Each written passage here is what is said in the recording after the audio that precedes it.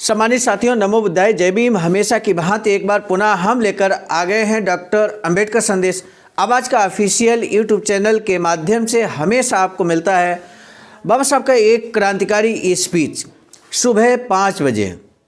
निश्चित रूप से यदि आपने हमारे इस चैनल को सब्सक्राइब कर लिया है तो सुबह 5 बजे नोटिफिकेशन आपको मिल जाता होगा। यदि नहीं किया है तो सम्मानित साथियों, आपसे विनम्र अनुरोध है कि हमारे चैनल को ये सब्सक्राइब जरूर कर लीजिए, क्योंकि हम अपनी व्यक्तिगत कोई बात इस चैनल के माध्यम से नहीं कहते, बल्कि बाबा साहब के हूबहू स्पीचेज को, बाबा साहब के लेख को हम आप तक पहुंचाने की कोशिश कर रहे हैं। इस समय हम लेकर आते हैं बाबा साहब डॉक्टर अंबेडकर संपूर्ण वाङ्मय खंड 39 से विभिन्न स्पीचेज जो बाबा साहब के हैं वो क्रमबद्ध रूप से लेकर आने की कोशिश करते हैं। जिस तरह से बाबा साहब के जिस क्रम से स्पीचेज बाबा साहब ने दिए हैं उसी क्रम में हम स्पीच को आपके समक्ष रख रहे हैं, और इसमें लगातार सहयोग मिल रहा है आदरणीय विजय कुमार बौद्ध जी, जो कि बिहार से बिलोंग करते हैं, प्रांतीय कोषाध्यक्ष आवाज का हैं बिहार के। तो ऐसे में सम्मानित साथियों, आपसे अनुरोध है कि हमारे चैनल को अभी तक यदि आपने सब्सक्राइब नहीं किया है तो अब जरूर कर लीजिए। अब हम बिना विलंब के शुरू करेंगे आज का डॉक्टर अंबेडकर संदेश, जिसका विषय है आज़ादी का मतलब कतई ये नहीं हो सकता कि उच्च वर्णियों को आज़ादी और हम पर अधिराज्य। बाबा साहब स्पष्ट ढंग से कहते हैं कि जो भारत में जो अंग्रेज शासन कर रहे हैं, अंग्रेज़ों से आज़ादी का मतलब ये तो नहीं हो सकता कि यहाँ पर सिर्फ और सिर्फ जो शासन सत्ता है वो उच्च वर्णियों के हाथ में चली जाए और हम पर अधिराज्य किया जाए और एक वर्ग विशेष के लोग, उच्च वर्ण के लोग शासन करें और हम शोषित के शोषित बने रहें। ऐसा कदापि नहीं हो सकता। इस बात को बाबा साहब कहते हैं। इसको और भी एक्सप्लेन करते हैं बाबा साहब, उसके लिए आपको अंत तक वीडियो को वॉच कर लेना चाहिए। यदि वास्तव में आपकी दिलचस्पी है इस बात को जानने में कि बाबा साहब ने क्या कुछ कहा है इस विषय पर, तो प्लीज़ आप अंत तक वीडियो को वॉच कीजिएगा, और यदि अच्छा लगे तो जन जन तक पहुंचाने के लिए इसे सभी बहुजन समाज के व्हाट्सएप ग्रुप पर शेयर भी कीजिएगा। इसी अनुरोध के साथ अब बिना विलंब के हम आपको बता दें, हमेशा की भांति आज भी स्थान Buddha Bodhisattva Ambedkar international centre BBAIC Sarnath Varanasi राज्य उत्तर प्रदेश, जो कि निर्माणाधीन है सारनाथ में, के सौजन्य से हम लेकर उपस्थित होते हैं डॉक्टर अंबेडकर संदेश। और आज का जो पेज संख्या है खंड 39 में पहले ही हमने जिक्र किया है, पेज नंबर 243 से 245 तक 26 अक्टूबर 1939 को महायुद्ध से संबंधित प्रस्ताव पर हुई चर्चा में सहभागी होकर डॉक्टर बाबा साहब अंबेडकर ने विधिमंडल में जो भाषण दिया वो इस प्रकार है। यानी कि यहाँ पर महायुद्ध से संबंधित जो 26 अक्टूबर 1945 को जो प्रस्ताव पारित हुआ, उस पर बाबा साहब क्या कुछ कहते हैं उसकी बात हम करेंगे। स्वतंत्र लेबर पार्टी के नेता डॉक्टर भीमराव अंबेडकर तालियों की गड़गड़ाहट के बीच भाषण देने के लिए उठ खड़े हुए। पहले उन्होंने अध्यक्ष से अधिक समय देने की विनती की। बाबा साहब ने सबसे पहले अध्यक्ष महोदय से कहा कि हमें कुछ अधिक समय देने का कष्ट करें। तब यहाँ पर बाबा साहब कहते हैं, कहा कि इस प्रकार ययाति को उसके पुत्र पुरखा ने अपना जीवन दिया था, उसी प्रकार उनके पक्ष के सदस्यों ने उन्हें बोलने के लिए अधिक समय मिले, इसलिए उन्हें अकेले को भाषण की इजाज़त दी है। महाभारत के दृष्टांत के साथ डॉक्टर बाबा साहब भीमराव अंबेडकर ने भाषण की शुरुआत की। तालियां बजाकर सभी ने उनका अभिनंदन किया। बाबा साहब ने अपने स्पीच में कहा कि मुझे लगता है कि ये प्रस्ताव अप्रस्तुत है। इस प्रस्ताव में जिन राष्ट्रीय मांगों का जिक्र किया गया है वे मांगे सम्माननीय मुख्यमंत्री ने इस असेंबली में रखी नहीं थी। मांगे उनके हाईकमांड ने प्रस्तुत की। कानूनन हाईकमांड का कोई अस्तित्व नहीं है। कांग्रेस मंत्रिमंडल के कामों पर नज़र रखने वाली ये एक समिति है, विजिलेंस कमेटी है। उनकी मांगे सरकार द्वारा मानी नहीं गई, इसलिए सम्माननीय खेर आखिरी कोशिश के तौर पर इस प्रकार मदद की गुहार लगाते हुए ये प्रस्ताव रख रहे हैं। इस असेंबली का ये बड़ा अपमान है।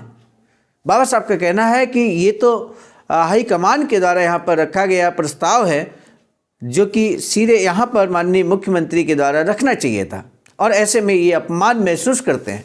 18 तारीख को सम्माननीय वायसराय का बयान प्रकाशित हुआ। उसके बाद 7 दिन बीत गए। उस वक्तव्य पर राय प्रकट करने के लिए प्रस्ताव नहीं रखा गया है।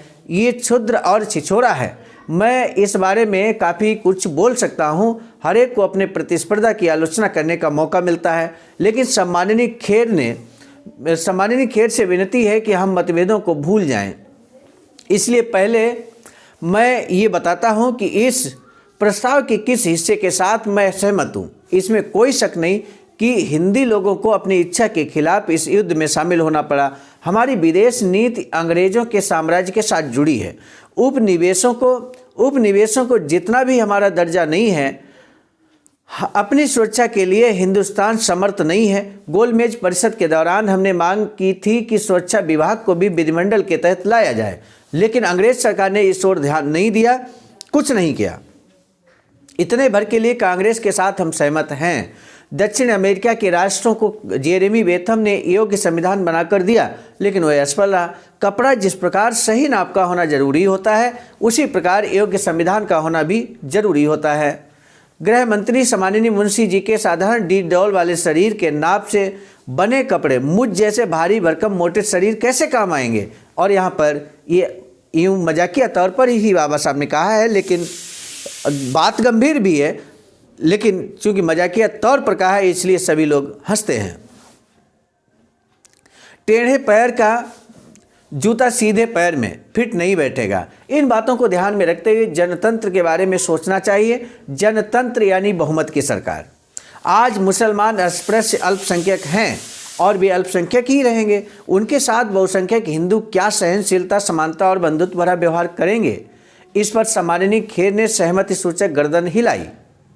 इस बात का जिक्र करते हुए डॉक्टर अंबेडकर ने उदाहरण बताया कि किस प्रकार अस्पृश्य समाज के साथ बुरा व्यवहार किया जाता है। उन्होंने कहा कि 1929 में अस्पृश्यों के हालात के बारे में पूछताछ करने के लिए नियुक्त कमेटी की रिपोर्ट बेहतर ढंग से बताती है कि 10 वर्ष पूर्व यहाँ कैसे हालात थे।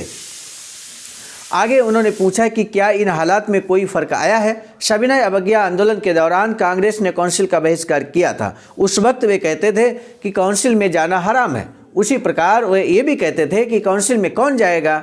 धेड़ जाएगा, भंगी जाएगा, महार जाएगा, चमार जाएगा। इस पर कांग्रेस के सदस्यों ने नहीं नहीं का शोर मचाया। मैं इस बात का सबूत दे सकता हूँ। आखिर उस वक्त टाइम्स को संपादकीय छापना पड़ा था। जाति भूला धर्म भूला कि डींगे हाँकने वाले कांग्रेसियों की यही मानसिकता है।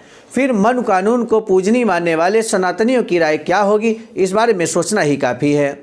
इसके बाद डॉक्टर अंबेडकर ने अस्पृश्य वर्ग के साथ हो रहे अत्याचार, अन्याय, जुल्म आदि की 5-6 उदाहरण विस्तार से बताए। प्रांतीय राजनीति में बहुसंख्यक हिंदुओं की वर्चस्वता कैसे है, ये उन्होंने राजस्व विभाग के आंकड़ों के सहारे स्पष्ट किया है।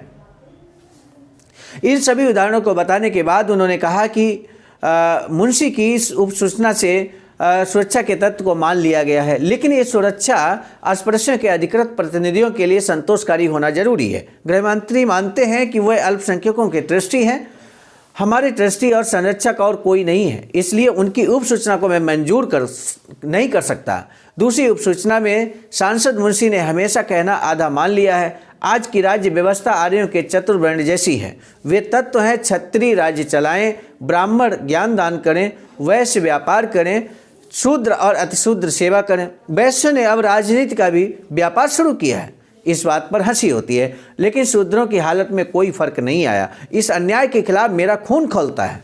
बाबा साहब कहते हैं शूद्रों की हालत में कोई फर्क नहीं आया, इस अन्याय के खिलाफ मेरा खून खौलता है। सामाजिक, आर्थिक और धार्मिक वर्चस्वता के साथ राजनीतिक वर्चस्वता लादने का मैं खून की आखिरी बूंद तक विरोध करूंगा। आज़ादी का मतलब केवल उच्च वर्णियों को स्वतंत्रता और हम पर अधिराज्य, ऐसा कभी नहीं हो सकता। आयरलैंड के अल्स्टर प्रांत के लोगों ने स्वेच्छा नहीं स्वतंत्रता चाहिए का आग्रह किया था। इसका उदाहरण देते हुए डॉक्टर अंबेडकर ने कहा, मैं ये नहीं मांगता, हमें जरूरी स्वेच्छा दें, यही हमारी मांग है। निजी स्वार्थ से देश बड़ा है। मैं अगर अपने स्वार्थ को पूरा करने के पीछे पड़ता तो आज शायद कहीं होता। मेरे लिए 2 बातें पूजनी है, देश और जिस जाति में पैदा हुआ बड़ा हुआ वह अस्पृश्य जाति। यानी कि बाबा साहब यहाँ 2 चीज़ों को बहुत अहम मानते हैं, अपने देश को अहम मानते हैं और जिस जाति में पैदा हुआ बड़ा हुआ वो अस्पृश्य जाति को अहम मानते हैं। यानी कि अस्पृश्य जाति के उत्थान के लिए बाबा साहब पूरे जीवन समर्पित रहे और इसीलिए बाबा साहब को दलितों का, अस्पृश्यों का नेता कहा जाता है और ये गौरव की बात है। बाबा साहब के संघर्ष की बदौलत ही आज अस्पृश्य समाज, जो उस समय अस्पृश्य समाज कहा जाता था, आज बहुत ही अच्छी स्थिति में जाता हुआ दिखाई दे रहा है। सम्मानित साथियों, हमें बाबा साहब के द्वारा दिए गए अधिकारों को संरक्षित करते हुए आगे बढ़ना होगा, क्योंकि अधिकारों के संरक्षित न रहने की दशा में निश्चित रूप से हमारा जो समाज आगे की ओर बढ़ रहा है वो पीछे की ओर जाते देर नहीं लगेगी। इसलिए भारतीय संविधान का संरक्षण करना, भारतीय संविधान में जितने भी अधिकार हमारे समाज को दिए गए हैं, बहुजन समाज को दिए गए, उन सभी का संरक्षण करना, चाहे वो प्रतिनिधित्व का मामला हो, आरक्षण का मामला हो या और भी अधिकारों की बात हो, हमें पूरी तरह संविधान को संरक्षित और सुरक्षित रखने की आवश्यकता है। हमें सजग रहने की आवश्यकता है। कभी भी किन्हीं भी परिस्थितियों में गलत हाथों में यदि संविधान चला गया तो निश्चित रूप से संविधान खतरे में होगा। इसलिए हमें इस बात का ध्यान रखना होगा कि किसी भी कीमत पर संविधान गलत हाथों में ना जाए। यदि आपको लगता है कि वर्तमान में संविधान गलत हाथों में है तो फिर निश्चित रूप से ऐसी किस तरह से हम इस स्थिति से निकल सकते हैं, इसका भी विकल्प खोजना होगा। अपने समुदाय के लिए, बाबा साहब कहते हैं, अपने समुदाय के लिए मैं बाकी सभी बातों का त्याग करने के लिए तैयार हूं। बाद में उन्होंने साफ किया कि मुस्लिम लीग जनतंत्र के सिद्धांत के खिलाफ, भले ही स्वायत्तता के खिलाफ नहीं, जनतंत्र, राज सत्ता आदि सब संविधान के प्रकार हैं, स्वायत्तता मुख्य तत्व है, ऐसा उन्होंने कहा।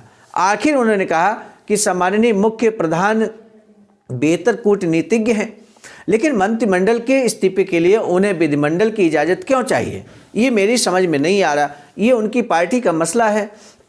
इस्तीफा देने के लिए अगर उन्हें मेरी इजाज़त की ज़रूरत हो तो मेरे बुलाए बगैर ना आने की शर्त मानने के लिए क्या वे तैयार हैं?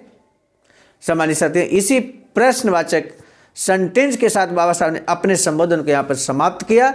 आज का पहला प्रश्न है, डॉक्टर बाबा साहब भीमराव अंबेडकर ने दक्षिण अमेरिका के राष्ट्रों की जेरेमी बेंथम के संविधान पर क्या चर्चा किया है?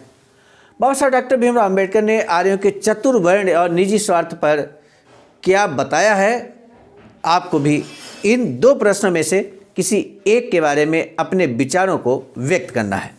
सामान्य साथियों, आज का डॉक्टर अंबेडकर संदेश कैसा लगा ये जरूर कमेंट सेक्शन में दीजिएगा। साथ ही साथ अभी जब भारतीय संविधान की बात हो रही थी, क्या भारतीय संविधान वर्तमान में गलत हाथों में है? आपकी प्रतिक्रिया क्या है? हम आपका रिस्पांस जरूर जानना चाहेंगे।